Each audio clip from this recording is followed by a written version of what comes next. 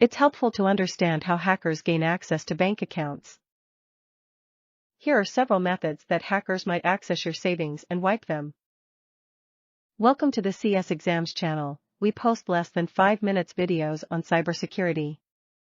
Please motivate us by liking this video and subscribing to our channel. We appreciate it and are thankful to you for this. Users of mobile and internet banking are growing exponentially. With this, the opportunities for hackers to steal money are also increasing. Here are 5 ways how hackers target your bank account and how to stay safe. 1. Use of mobile banking Trojans applications. With the banking apps on your smartphone, you can manage all of your finances. While it is useful, malware makers have used it as the primary attack vector. A virus producer makes an exact copy of a bank's software and distributes it through third-party websites. You enter your username and password into the software after downloading it, which is subsequently delivered to the hacker. Mobile banking Trojans are the more cunning form. These aren't normally disguised as a bank's official app, instead, they're a completely unrelated program that contains a Trojan. When you install this app, the Trojan starts looking for financial apps on your phone. When the malware detects a user starting a banking program, it pops up a window that looks exactly like the app you just started. If done correctly, the user will not notice the change and will enter their credentials into the phony login page. The malware creator then receives these details. To gain access to your account, these Trojans usually require an SMS verification number. To accomplish this, they frequently request SMS reading access throughout the installation, allowing them to grab the codes as they arrive. Banking Trojans prevention. Never install banking apps from third-party sites, as they're more likely to contain malware.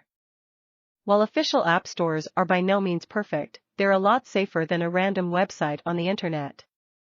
2. Phishing.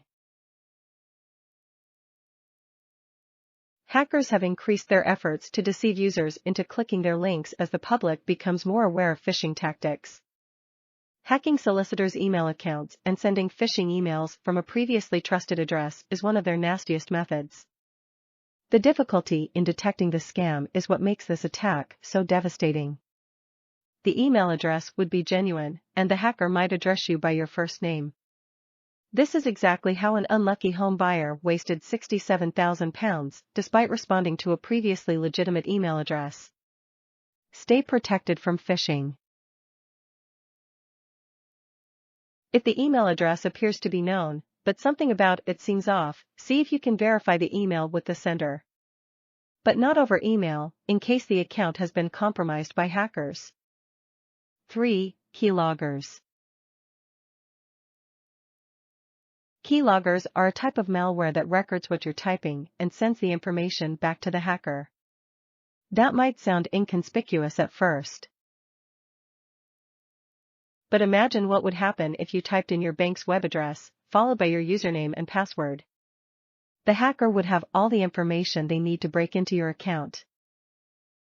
Protection from keyloggers. Install a good antivirus and make sure it scans your machine on a regular basis. A decent antivirus program will detect a keylogger and remove it before it can cause any harm. Make sure to set up two-factor authentication if your bank offers it. Even if a hacker has your login information, they won't be able to recreate the authentication code, making a keylogger ineffective. 4. Man-in-the-middle attacks. A hacker may target your communications with your bank's website in order to obtain your personal information. Man-in-the-middle, MITM, is what it is termed. When a hacker intercepts communications between you and a legitimate provider, this is known as eavesdropping. A MITM attack usually entails watching an unsecured server and analyzing the data it sends and receives. When you communicate your login credentials across this network, hackers can sniff them out and steal them. When you enter a URL, a hacker may employ DNS cache poisoning to modify the site you visit. Because of the tainted DNS cache, your bank's website will redirect to a hacker's clone site.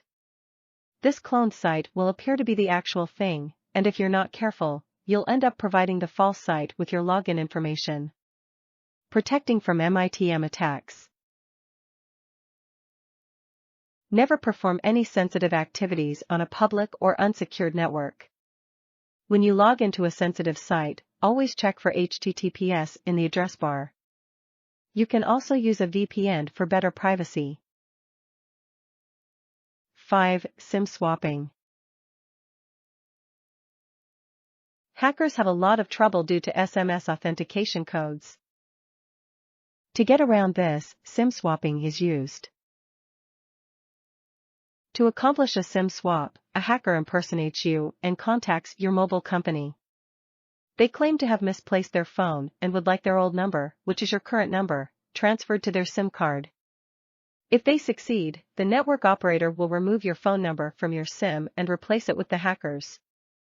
They may simply get the SMS codes once they have your phone number on your SIM card. SIM swapping prevention. Mobile companies typically ask questions to check if the person requesting the transfer is who they say they are. As such, to perform a SIM swap, scammers typically harvest your personal information to pass the checks. Always keep your personal details private to avoid someone stealing your identity. Also, it's worth checking if your mobile provider is doing their part to defend you from SIM swapping. Summary.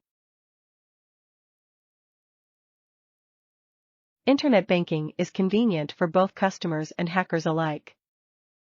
Thankfully, you can do your part to ensure you're not a victim of these attacks.